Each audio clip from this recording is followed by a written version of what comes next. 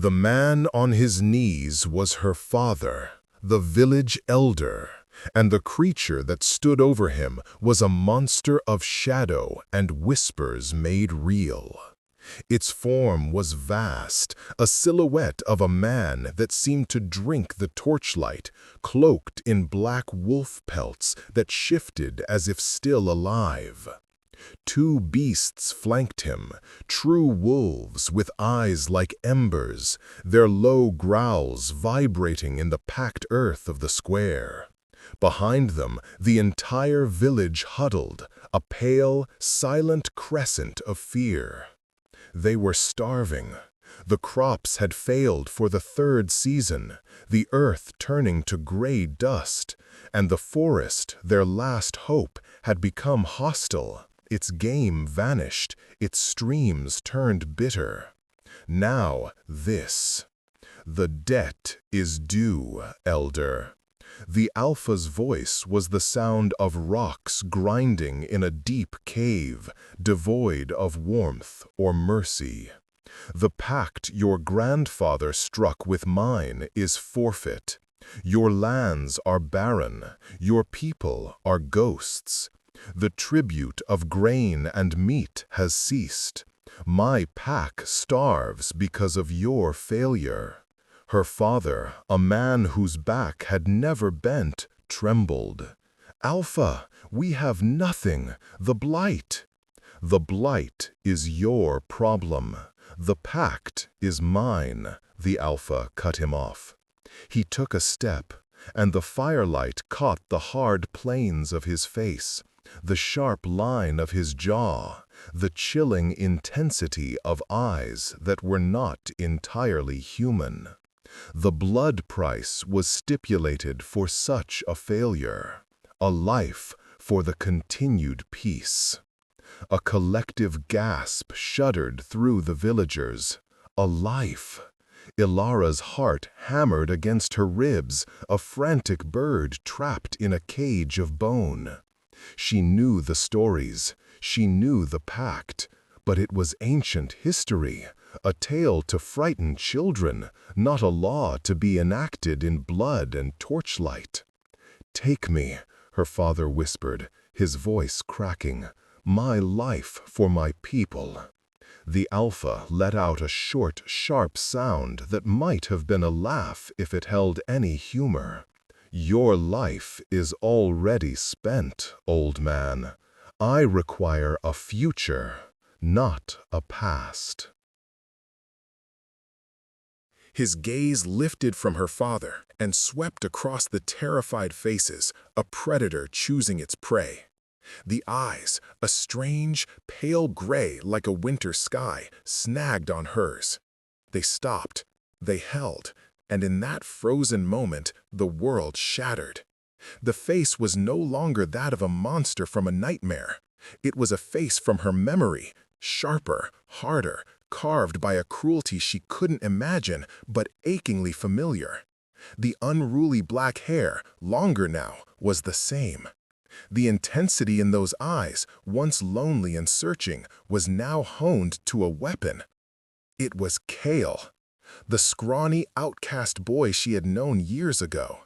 The boy who followed her like a shadow, who left wildflowers on her doorstep and watched her with a desperate, silent adoration. The boy she had publicly, cruelly rejected when the other village youths had mocked him for his strangeness, for the feral glint in his eyes that spoke of the wild wood more than the hearth. The lonely wolf, they had called him. Now he was the Alpha, and he had come to collect a debt her people could not pay. His eyes locked on hers, and the slyest, most terrifying smile touched his lips. "Her," he said, the word an iron sentence. "I will take her." Wait, before the next revelation unfolds.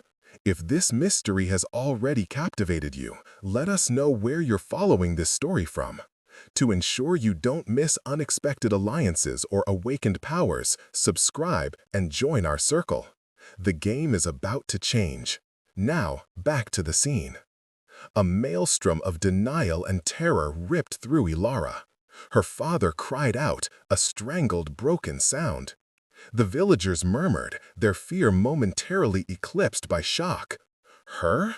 The herbalist's daughter? She was plain, quiet, useful for mending fevers and setting bones, but she was no tribute for a king of beasts. She found her feet, her legs shaking but holding. She stepped out of the crowd, her chin lifted, her gaze fixed on the man who was once a boy she had wounded so deeply. No. The word was small in the vast, cold square, yet it seemed to shake the air. Cale's smile vanished, replaced by a chilling stillness. The two wolves beside him lowered their heads, their growls deepening into a chesty rumble. "This is not your choice," Cale said, his voice flat. He did not look at her father or the other villagers. He looked only at her, as if they were the only two souls in a dead world. "My life is my choice," she countered, her voice gaining a sliver of strength. "I will not be a blood price. I will not be your revenge." The word hung between them, ugly and true. She saw a flicker of something in his eyes. Not pain, not anymore, but the memory of it, like the phantom ache of an old scar. "Revenge is a luxury, herbalist," he said, the title a subtle mockery of her humble station. "I am dealing in survival. The pact demands a life. I have chosen yours. It is a cleaner bargain than slaughtering you all where you stand." The brutal honesty of it froze the defiance on her lips. He would do it. This was not the shy boy she remembered. This was a creature forged in the wilderness, bound by its own harsh laws. His power was a palpable thing, a cloak of cold authority that pressed down on all of them. Her father struggled to his feet. "Please, Alpha, she is our only healer. The village needs her. Take me, I beg you." Cale finally tore his gaze from Elara to look at her father. "Your village is already dead. It just hasn't realized it yet. Her skills have done nothing to stop the blight, have they? The earth dies beneath your feet while she mashes roots and whispers charms. Perhaps her talents would be better served elsewhere." His eyes returned to her, a calculating light within them now. It wasn't lust. It wasn't even simple vengeance. It was something else, something she couldn't decipher.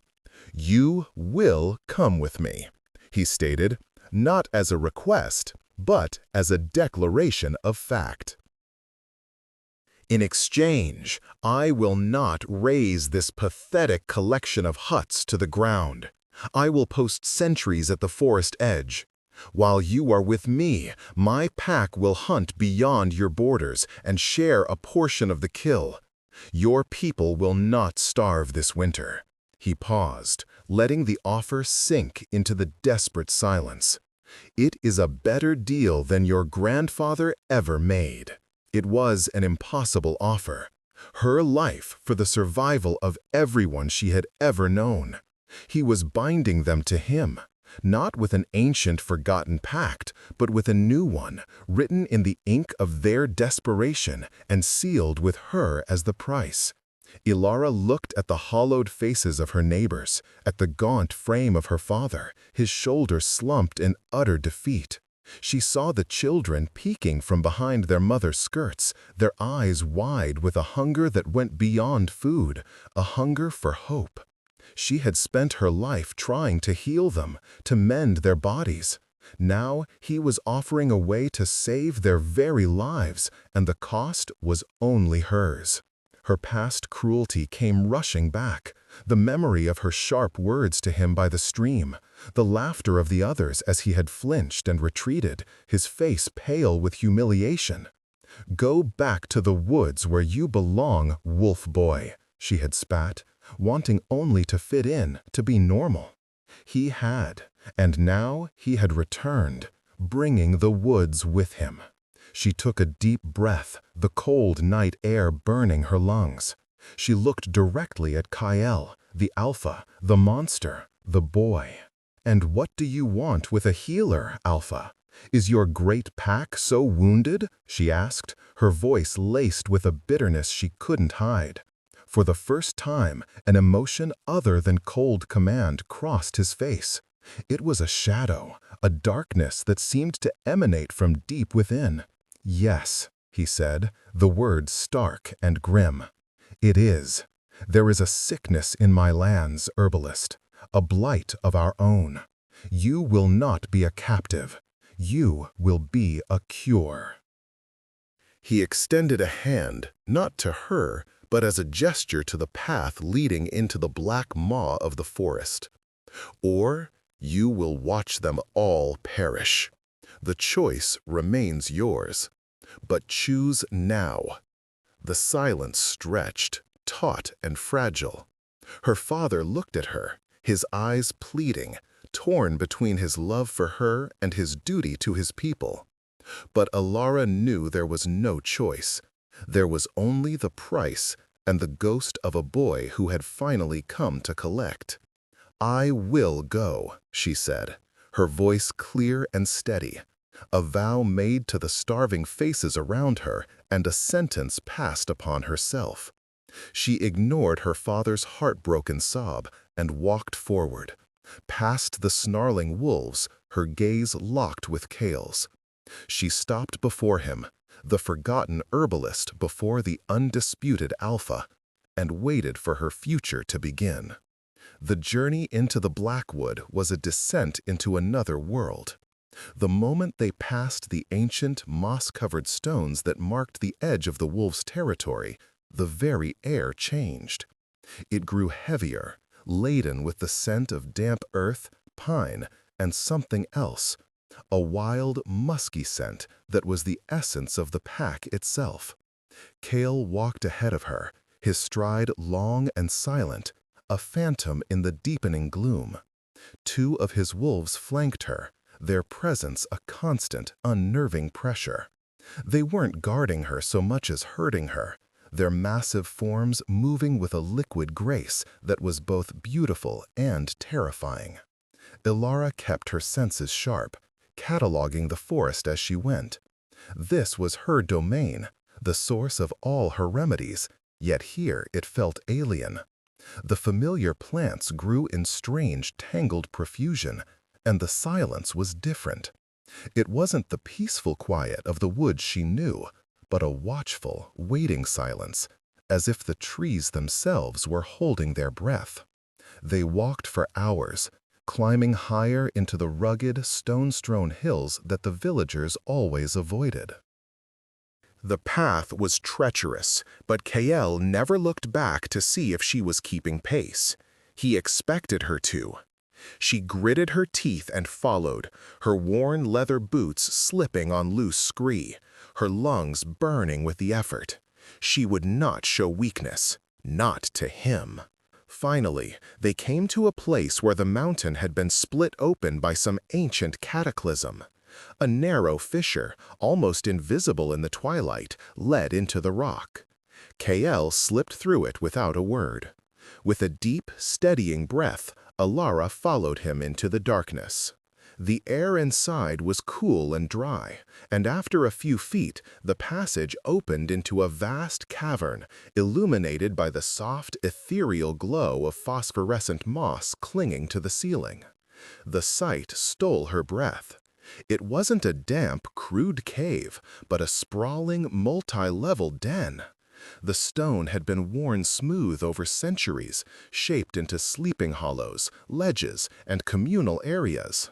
Pelts and woven mosses softened the floors, and a central fire pit, though currently unlit, showed signs of constant use.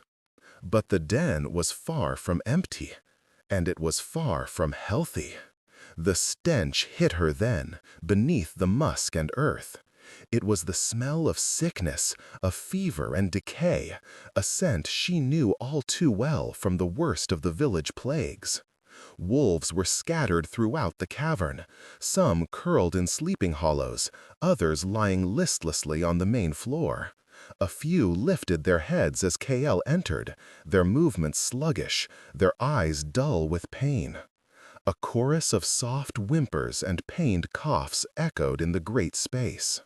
Kael's face was an unreadable mask of stone, but Ilara saw the subtle tension in his shoulders, the way his jaw tightened as he surveyed his ailing pack. This was his blight. This was the reason he had swallowed his pride, if he had any left, and sought out the girl who had scorned him. A massive, grizzled wolf approached, his fur more gray than black, one ear torn. He dipped his head to Kael, but his yellow eyes were fixed on Ilara, full of open suspicion. "Alpha, you brought the human." "I brought a healer, Fenrir," Kael corrected, his voice resonating with authority in the cavern. "She will have access to wherever she needs to go. She will have any supplies she requires. You will see to it that no one hinders her." Fenrir's lip curled in a silent snarl, but he merely nodded. "As you command." His gaze on Ilara did not soften. It was a look that promised trouble. "Show me the worst of them," Ilara said, her professional instincts overriding her fear.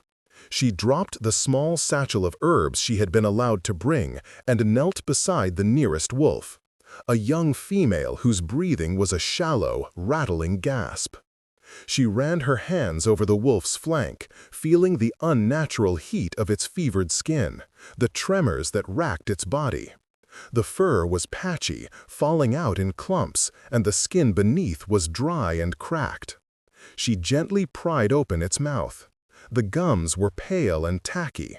This was more than a simple mange or fever. It was a profound wasting sickness, as if the life force was being systematically leached from its body. For the next several hours, Ilar worked. She moved from wolf to wolf, her initial fear dissolving into focused concentration. She examined them, took note of their symptoms, and spoke in a low, soothing voice that seemed to calm the distressed animals. The pack watched her, their suspicion a heavy blanket in the air, but they obeyed their alpha's command and did not interfere. Kael stood on a high ledge, observing her every move. He was a silent sentinel, his presence a constant weight at the back of her mind. She could feel his eyes on her, intense and questioning. What did he see? The girl who had humiliated him, or the healer who was his pack's only hope? She needed more than the meager supplies she had brought. "I need fresh water, boiled, and silver leaf if it grows this high. Also, ground willow bark and comfrey root." She directed her words to Fenrir, who stood nearby, his arms crossed over his massive chest, his expression sour. He grunted. "The streams are tainted, the plants are withered. This is what we told the Alpha." "Then show me," she demanded, rising to her feet. "Show me the streams, show me the withered plants." Fenrir looked to Kael, who gave a sharp, almost imperceptible nod. The gray wolf turned and led her out of the den through a different passage. Outside, in a sheltered basin, was what should have been a lush grove fed by a mountain spring. Instead, it was a graveyard of vegetation. The plants were blackened and brittle, and the stream that trickled from the rocks was coated in a slimy gray film. It was identical to the blight in the human lands. "It started 2 moons ago," Fenrir said grudgingly. "First the water, then the plants, then the sickness." Ilara knelt, dipping her fingers into the sluggish water. It felt greasy, wrong. This was no natural occurrence.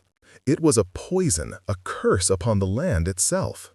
The same curse that was killing her village was killing the wolves. They were not separate problems. They were 2 heads of the same serpent. She returned to the den with a grim determination. Using the cleanest water they could find from collected rainwater, she began to prepare poultices and infusions with the herbs she had. It was not enough. She was treating the symptoms, not the cause. Late into the night, as most of the pack slept fitfully, she sat by the low-burning fire, grinding roots with a stone pestle. The silence was broken only by the whimpers of the sick and the crackle of the flames. "Why did you do it?" Kale's voice came from the shadows behind her. He moved with such silence she hadn't heard him approach. He sat down across the fire from her, his long legs stretched out, his gray eyes reflecting the dancing flames. Ilara didn't pretend to misunderstand. She kept her eyes on her work. "We were children. I was foolish. I wanted to be liked by the other girls, and they thought you were strange." "I was," he said, his voice quiet, devoid of self-pity. "I was born of the pack, but raised for a time in the village after my mother's death. I didn't fit in either place. I was a stray. You were kind, at first. Kindness is a luxury for children with full bellies and easy lives," she murmured, the words tasting like ash. "My life has not been easy." "Nor mine," he replied. "The alpha of my birth pack was my father. He was a tyrant. When the sickness first took him, I challenged him. It is our way. I was young, barely more than a pup in their eyes, but I was strong. I won. But I did not have the pack's respect, only their fear.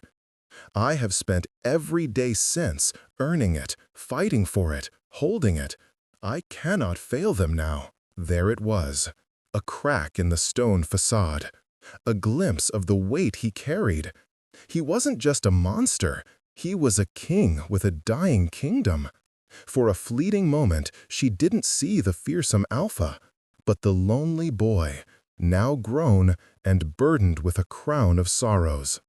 "The sickness in the wolves, the blight on the land, they are the same," she said, changing the subject back to safer ground.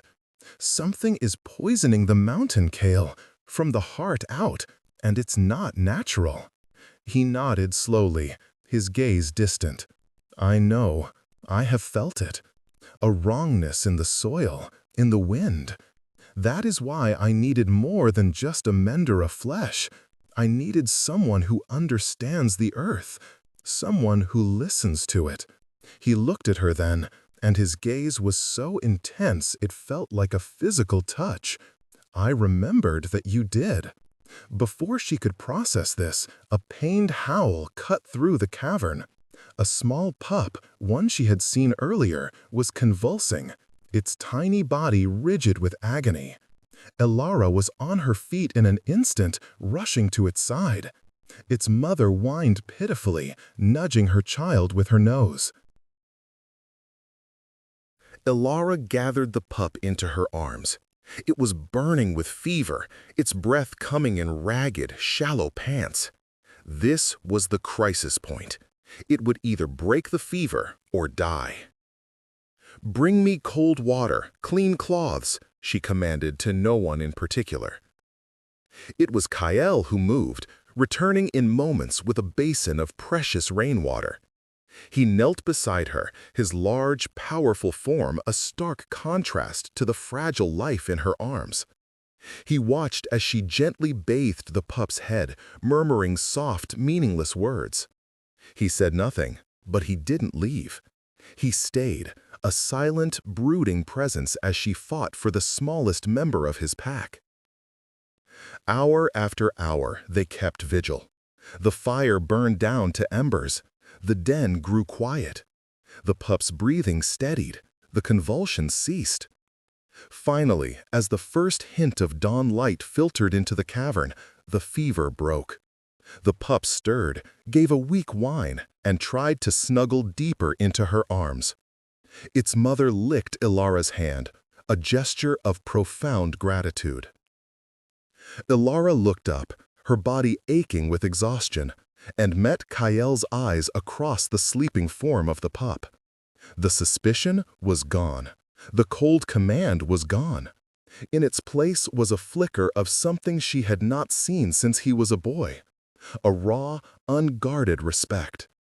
A reluctant connection had been forged in the quiet desperation of the long night.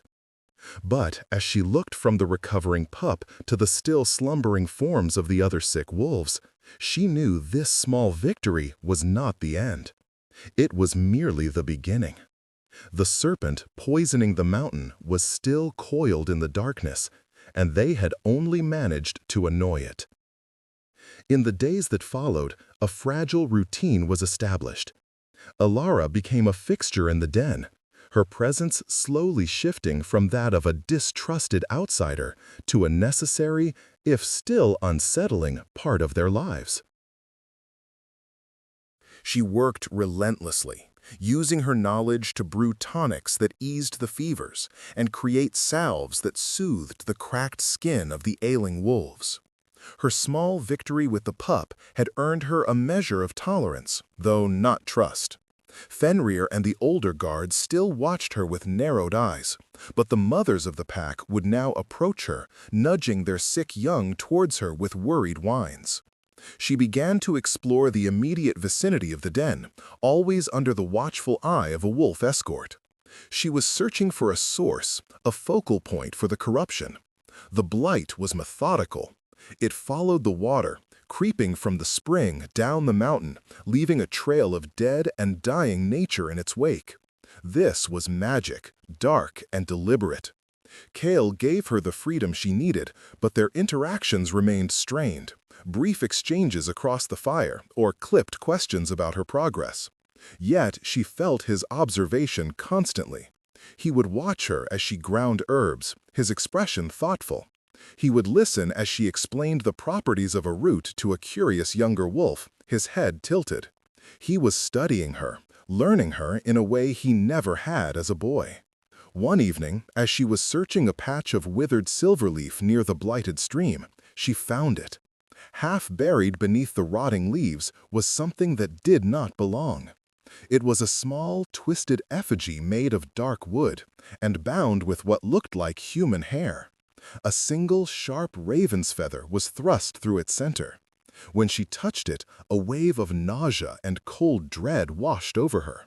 This was a curse token, an anchor for malevolent magic. Her heart pounded. This was proof. She carefully wrapped the effigy in a large leaf and hurried back towards the den, her mind racing. Who would do this? Who had access to the heart of their territory? As she neared the entrance, she saw Fenrir speaking in low, urgent tones with another large wolf. They fell silent as she approached, their expressions shuddering into masks of hostility. Ignoring them, she swept past and into the main cavern, searching for Kale. She found him on the highest ledge, the Alpha's perch, staring down at his pack. She climbed the worn stone steps, her breath coming fast. "Kale, I found something." He turned, his gray eyes instantly alert. She unwrapped the effigy and held it out. He took it, his nostrils flaring as he scented it. A low, dangerous growl rumbled in his chest. "Witchcraft," he snarled, his hand closing around the object so tightly his knuckles turned white. "It was buried by the stream," she explained. "It's an anchor. It's how they're poisoning the water. Someone had to have placed it there." His eyes narrowed, a storm gathering in their depths. "No human has set foot on this mountain in a generation, save you. Only the pack knows these paths."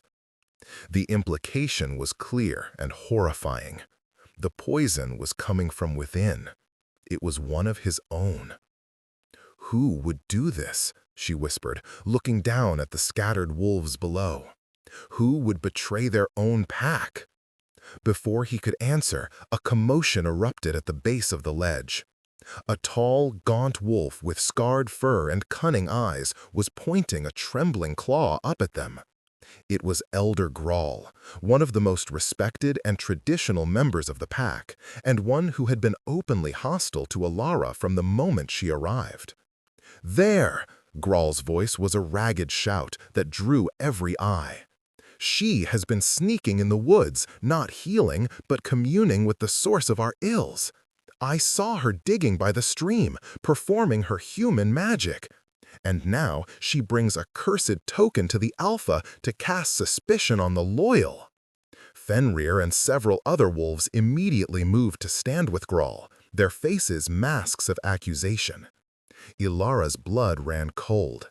He had seen her. He had twisted it. "She is the Blight!" Graal cried, his voice rising with righteous fury. "The human brought this curse upon us. Perhaps as revenge for her village, or perhaps she is an agent of the witches who have always coveted our lands.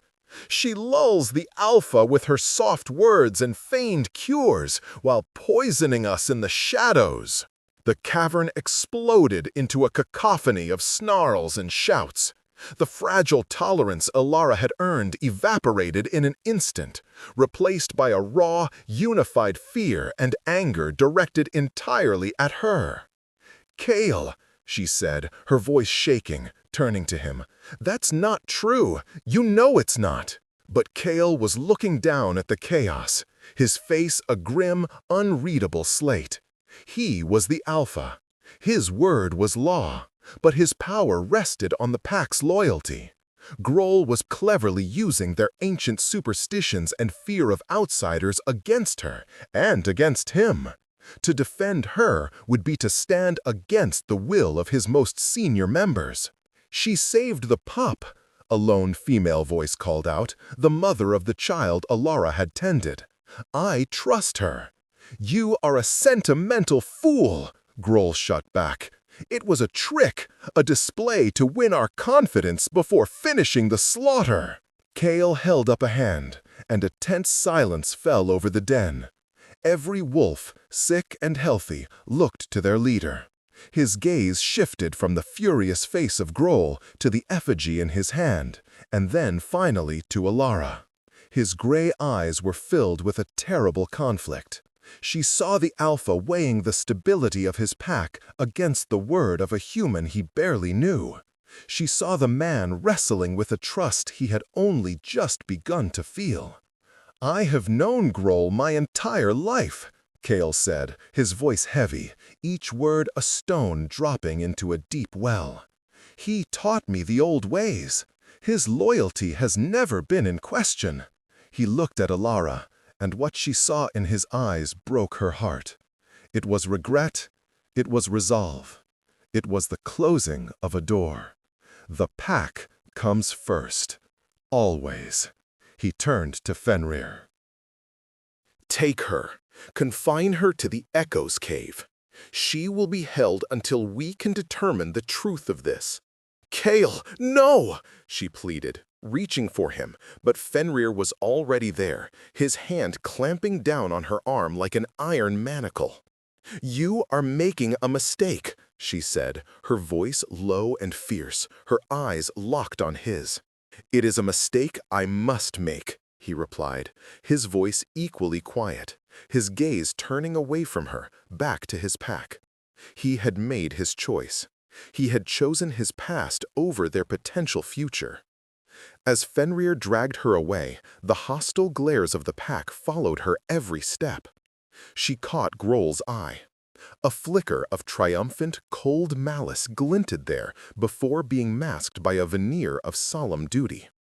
In that instant, she knew with chilling certainty that he was the traitor, and he had just successfully sentenced her and the entire pack to death. She was thrown into a small, dark cave at the back of the den, the entrance blocked by a heavy boulder that one wolf could not move alone. She was a prisoner, the scapegoat for a dying pack, betrayed by the one person who had started to see the truth. In the suffocating darkness, Ilara sank to the dusty floor, listening to the triumphant shouts of Graal and the rising, fevered howls of the sick. She was at her lowest point, helpless and alone, while the true enemy, both within and without, prepared to deliver the final killing blow. The hours bled into one another in the cold, absolute dark. Ilara lost all sense of time, the only markers the faint, distorted sounds from the main cavern. The coughing and whimpering of the sick seemed to be growing worse, more frequent. The triumphant fervor that had followed her imprisonment had died down, replaced by a grim, fearful quiet. Her own hope began to wither. Kale had made his choice. He had chosen tradition and the word of a trusted elder over the evidence she had presented, over the fragile bond they had begun to form. He had left her to rot. Despair was a heavy shroud, but beneath it a spark of anger stubbornly refused to be extinguished. Anger at Grohl for his treachery, at the pack for their blind fear, and most of all, at Kale for his weakness. He was not the strong, decisive alpha he pretended to be. He was still the lonely boy, terrified of being cast out again, and he would sacrifice anything, even the truth, to maintain his position. Meanwhile, Kale was living in his own private hell. He had projected an aura of certainty for the pack, but doubt was a cancer eating him from the inside. Grohl, emboldened by his victory, had become his shadow, constantly in his ear, insisting they needed to perform a cleansing ritual, an execution. The human witch must be purged, Alpha. Her dark heart is a beacon for the blight. Only her blood will satisfy the spirits of the mountain. Grohl's insistence began to feel less like wise counsel and more like frantic pressure. Kale watched him, really watched him, for the first time without the filter of past respect. He saw the way Grohl's eyes darted towards the sick, not with pity, but with a kind of grim satisfaction. He saw the slight tremor in the elder's hands when he thought no one was looking. Torn and tormented, Kale found himself drawn back to the blighted stream, to the spot where Ilara had found the effigy. He had dismissed her, but her words echoed in his mind. Someone had to have placed it there. He knelt, sifting through the rotting earth where she had dug. His powerful senses, honed by his wolf nature, were on high alert. He pushed aside the stench of decay and searched for something else, something out of place. His fingers brushed against a small, hard object buried deeper than the effigy. He pulled it out. It was a wolf's claw, unnaturally long and sharpened to a point, tied with a leather thong to a shard of obsidian. It was a ritual knife, but not one of their pack's tradition. This was something else, something older and darker. And tied into the leather thong was a single, faded blue thread. Kyle froze. He knew that thread. Years ago, after a harsh winter, his own mother had woven a new shawl for Grohl's mate, a thank you for some forgotten kindness. She had used a rare blue dye made from mountain berries. Kyle had been a pup, watching his mother's hands work. He remembered that specific shade of blue. Grohl's mate had died not long after, and the shawl, Grohl had claimed, had been burned with her possessions, as was tradition. It was a lie. This thread was a loose strand from that very shawl, used to bind a dark magic tool. The betrayal was so profound, so personal, it struck Kyle with the force of a physical blow. Grohl hadn't just betrayed the pack, he had desecrated the memory of Kyle's own mother. The doubt didn't just vanish, it was burned away by a cold, white-hot certainty. Ilara was innocent, Grohl was the traitor, and he, the Alpha, had been a blind fool. Without a word to anyone, he strode back to the den, his purpose a granite core within him. He ignored Fenrir's questioning look and Grohl's oily greeting. He walked directly to the Echo's cave and, with a surge of adrenaline-fueled strength, shoved the heavy boulder aside. Ilara scrambled back as light flooded the small space. She looked up and saw Kyle's silhouette blocking the entrance. Her expression was a mixture of fear and defiance. "Have you come to watch the execution?" she asked, her voice raspy. He stepped inside, his face etched with a pain she had never seen before. "I came to beg for your forgiveness," he said, his voice low and raw. "You were right. I was wrong." She stared at him, stunned into silence. "Grohl is the traitor. I have proof," he continued, his gaze unwavering. "I let my fear of the pack's judgment cloud my own. I trusted the wrong person. I failed you. I failed my pack. Now they are dying faster than ever, and I don't know what to do." He looked utterly broken, the weight of his guilt and his crown crushing him. "Please, Ilara, help me." It was the plea of the man, not the command of the Alpha. He was offering her not just an apology, but his vulnerability. He was admitting he couldn't do this alone. The anger in her heart softened, replaced by a reluctant empathy. She saw the path forward not as his prisoner, but as his partner. "The witches Grohl is working with won't just stop with the pack," she said, her mind already working, pushing past the pain. "This blight is consuming the entire mountain. It will kill your wolves, and then it will sweep down and finish what it started with my village. They want the land, all of it. They want its magic. How do we stop them?" he asked, his hope resting entirely on her. "We have to break the curse at its source," she said, getting to her feet, her exhaustion forgotten. "These tokens are just anchors. The real ritual will be happening somewhere powerful, a place where the mountain's life force is concentrated, the Heartwood." Kale's eyes widened. "The Mother Tree. It is the most sacred place in our territory. No one has been permitted near it for generations." "That's where they'll be," she said with certainty. "Grohl will have led them there. They'll be using the tree's life force to power their final spell." "It will be defended," Kale warned, "by magic and by any wolves still loyal to Grohl." "Then we fight," she said, her voice ringing with a strength that surprised them both. "You have the strength of the wolf. I have my knowledge of the earth. We use them together." He looked at her, truly looked at her, and saw not the plain herbalist or the girl from his past, but a formidable ally, a leader in her own right. "Together," he agreed, the word a solemn vow. They emerged from the cave to a tense and confused cavern. Kale gathered the few wolves who were still strong, the ones whose loyalty had always been to him personally, not to the old guard. He showed them the blue thread and the ritual knife. He told them of Grohl's betrayal in a voice that left no room for argument. Fenrir, his face a mask of shame and fury at having been deceived, was the first to pledge his support, his growl a promise of retribution. The small band of loyalists, barely a dozen strong, prepared for battle.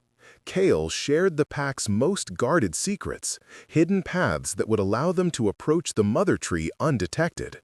Ilara, in turn, worked quickly, creating pouches of protective herbs for each wolf, salt and iron shavings to ward off magic, rowan berries for courage, and crushed silverleaf to counter the blight's poison. As they prepared to leave, Kale stopped her. He held out a sharp obsidian dagger, its hilt wrapped in soft leather. "You should not go into this unarmed." She took it, her fingers closing around the cool handle. "Thank you." Their eyes met, and in that shared glance a new pact was struck, not of debt or survival, but of complete trust and a shared purpose. Alpha and healer, wolf and human, they were no longer defined by their pasts, but by the future they would fight to create. Together, they led their small, desperate army into the dying heart of the forest to face the coming storm. The journey to the Mother Tree was a silent, grim passage through a dying world. The forest, once vibrant and teeming with life, was now a skeletal landscape. The trees were gaunt and leafless, their branches clawing at a sickly, bruised sky. The air was thick and stagnant, carrying the metallic tang of corrupt magic and the stench of decay. It felt as though the mountain itself was in its death throes. Kale led them along a barely visible animal trail that wound through treacherous rocky outcrops. His movements were filled with a focused, lethal grace. The weight of his previous indecision was gone, replaced by the terrible clarity of a predator on the hunt. Elara followed close behind, the obsidian dagger tucked into her belt, her senses overwhelmed by the sheer wrongness of the place. The earth beneath her feet felt sick, spongy, and cold. As they drew closer, they could hear it, a low, discordant chanting that seemed to pull at the edges of their sanity. It was the witch's ritual, a sound that violated the natural harmony of the world. They crested a final ridge and looked down into a massive, bowl-shaped clearing. In the center stood the mother tree. It was an ancient oak, so vast its branches formed a canopy that should have blotted out the sky. But now it was a horror. The trunk was split by a bleeding black wound, from which a viscous, dark sap oozed like blood. Runes, glowing with a malevolent purple light, had been carved into its bark.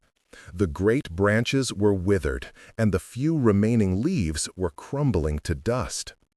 A coven of black-robed figures circled the tree, their arms raised, their voices joined in the awful chant. At the base of the tree, suspended in a cage of twisted, thorny vines, was Elder Grohl. He was pale and emaciated, his life force being visibly siphoned from him, drawn into the tree and twisted to fuel the dark ritual. He was not their partner. He was their battery. Standing before the tree, her back to them, was the leader of the coven. She was taller than the others, and a palpable aura of power radiated from her like a physical heat. "They are killing the heart of the forest," Elara whispered, her voice filled with horror. "Once the tree dies, the blight will be irreversible. It will consume everything." Kael's eyes were fixed on Grohl. There was no pity in his gaze, only a cold, hard finality. "Fenrir, take 2 wolves and circle to the west. Draw their sentries. The rest of you, with me. The target is the head witch. Break their focus." "Elara," he turned to her, his gray eyes boring into hers. "You must get to the tree. The wound. That is where the magic is centered. Can you heal it?" She clutched the pouch of herbs at her waist. It was a desperate gambit, a simple poultice of life against a tidal wave of death magic. "I can try. I have to." "I will get you there," he vowed. With a low growl that was both a signal and a prayer, he launched himself down the slope.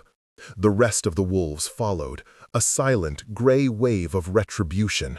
They burst into the clearing with savage fury, crashing into the witch's outer ranks. Spells of black fire and crackling energy erupted, met by the snapping jaws and rending claws of the pack. The clearing descended into a chaos of shrieks, snarls, and the sickening crack of magic against bone.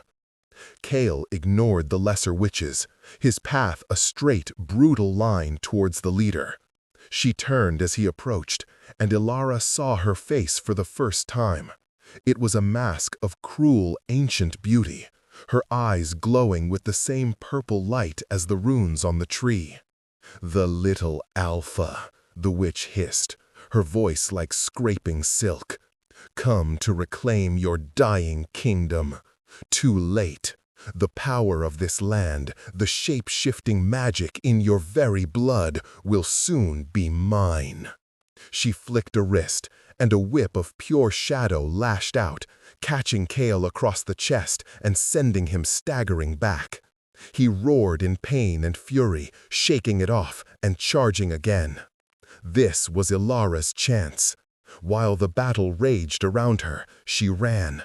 Her focus narrowed to one single point, the bleeding wound on the mother tree. A witch stepped into her path, her face twisted in a sneer, her hands gathering a ball of sickly green energy. Before the witch could unleash the spell, one of Kale's loyal wolves, the mother of the pup she had saved, slammed into her, bearing her to the ground in a flurry of teeth and fur. Ilara didn't stop to look back. She reached the base of the tree, the sheer force of the dark magic pushing against her, making her teeth ache and her head spin. The wound was right in front of her, pulsing with a slow, sickening rhythm like a corrupt heart. She pulled out her pouch of herbs, the salt, the iron, the rowan, and mixed it with a handful of clean soil she had carried from the den. She whispered the old words her grandmother had taught her, words of mending and growth, of the earth's resilience. As she prepared to press the poultice into the tree, she looked over at Grawl. His eyes, barely open, found hers, a flicker of shame. "The heart," he rasped, his voice a dry whisper. "Her heart, on the other side, her phylactery." He was trying to help, a final, desperate act of redemption. Ilara understood. The witch's power, her life force, was anchored somewhere. Grawl was telling her where. She saw it then, a pulsating, fist-sized crystal embedded in the bark on the opposite side of the tree, nearly hidden by the shadows. It glowed in time with the witch's own power. Her plan changed. Healing the tree wouldn't be enough. She had to kill the source. Across the clearing, Kale was locked in a brutal duel. He was wounded, his black fur matted with blood, but he fought with a primal desperation, dodging spells that would have disintegrated a lesser creature. He was buying her time. Ilara pulled the obsidian dagger from her belt. She ignored the wound in the tree and scrambled around the massive trunk, her boots finding purchase in the gnarled bark. She reached the crystal. It burned with cold fire, radiating an evil that made her spirit quail. She raised the dagger, pouring all her will, all her anger, all her desperate hope for the future into her arms. She thought of her starving village, of the dying wolves, of the lonely boy who had become a king. At that exact moment, the witch unleashed a massive wave of power, sending Kale flying through the air. He crashed to the ground, stunned. The witch laughed, a triumphant, terrible sound, and began to chant the final words of her spell, raising her hands to draw the last of the life from the tree and the wolves. "Now!" Ilara screamed to herself and plunged the dagger into the heart of the crystal. It exploded. A wave of pure white energy erupted from the crystal, a sonic boom of cleansing power. The witch shrieked, a sound of disbelief and agony, as her own magic, untethered, turned on her. She dissolved into a cloud of purple dust and black shadow. The runes on the tree flared brightly one last time and then vanished. The thorny cage around Grawl disintegrated, and his lifeless body fell to the ground. The remaining witches, their power source shattered, faltered, and were quickly overwhelmed by the furious wolves. Silence fell upon the clearing, a heavy, ringing silence. The blight was not gone, but its source was severed. The oppressive weight in the air lifted. The forest, the mountain, took a single, collective, shuddering breath of relief. Ilara slid down the trunk of the tree, her strength gone, the empty dagger clattering from her hand. Kyle staggered to his feet, bleeding from a dozen wounds, and limped towards her. He stopped before her, his chest heaving, his gray eyes filled with an emotion she couldn't name. He reached out and gently brushed a stray leaf from her cheek. His touch was hesitant, reverent. The battle was over. They had won. Exhausted, wounded, and surrounded by the wreckage of their fight, they stood together in the quiet heart of their wounded but living forest. The return to the den was a slow, weary procession. The victory felt heavy, bought at a steep price. Several of Kael's loyal wolves had fallen, and he and the other survivors were nursing grievous wounds. Elara, running on pure adrenaline and will, moved between them, tending to their injuries with what little she had left, her own exhaustion a distant ache. When they entered the main cavern, a hush fell. The sick wolves, the ones who had been too weak to fight, stirred. A change was already palpable. The air was clearer, the oppressive stench of decay lessened. The blight's hold was broken. A weak but genuine hope began to stir among the pack. Kael, leaning heavily on Fenrir for support, climbed to the Alpha's ledge. Elara stood at the base, her presence no longer a point of contention, but a symbol of their survival. "Groll is dead," Kael announced, his voice rough but strong, echoing through the vast space. "He betrayed us to a coven of witches who sought to steal our magic and our land. They poisoned the mountain, and they are responsible for our sickness." His gaze swept over his pack, meeting every eye. "I was deceived. I allowed my judgment to be clouded, and I blamed an innocent. The human, Elara, did not bring the blight. She is the one who ended it." He looked down at her, his expression raw and public. "She fought for this pack when many of you would have seen her condemned. She saved us. The old debts are washed away. A new one is owed, not of tribute, but of gratitude." He then did something that made the entire pack gasp. He lowered his head to her in a gesture of profound, public respect. It was an unprecedented act for an Alpha. In that moment, he cemented her place not as a prisoner or a servant, but as the pack's healer, an honored ally. In the week that followed, the mountain began to heal. The streams ran clearer each day, and the first hints of green began to push through the blighted soil. The wolves' recovery was miraculous. With the curse lifted, Elara's remedies worked swiftly, and soon the den was filled with the energy of a recovering, vibrant pack. One morning, Kael approached her as she gathered herbs in the now thriving grove by the spring. He was no longer the wounded Alpha, but moved with his old power, though the coldness in his eyes was gone, replaced by a quiet warmth. "My sentries report the blight is receding from the human lands as well," he said. "Your village will have a harvest." "That is good news," she said, her heart lifting. "It is time," he said, gently. "I will escort you home." A strange mix of relief and reluctance filled her. She had a life to return to, a father who thought her lost. But leaving this place, leaving him, felt like tearing something that had only just been woven together. The journey down the mountain was the opposite of their first trip. The forest felt alive, breathing with them. Kael walked beside her, not in front. They spoke little, but the silence was comfortable, filled with an unspoken understanding. When they reached the edge of the woods, they saw the village in the distance. A thin plume of smoke rose from her father's chimney. It was over.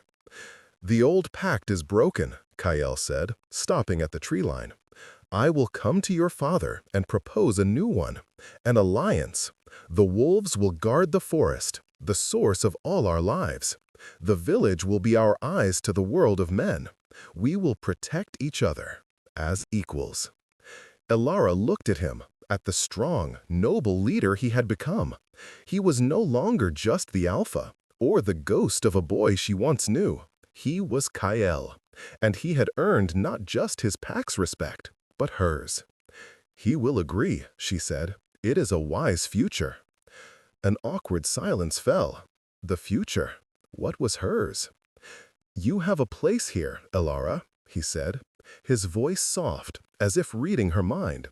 "If you wish it, as our healer, as more." He didn't touch her, but his gaze was more intimate than any embrace. He was offering her a choice, a world, a life intertwined with his, with the wild freedom of the pack. A life where she would never be overlooked again, where she would be respected and essential.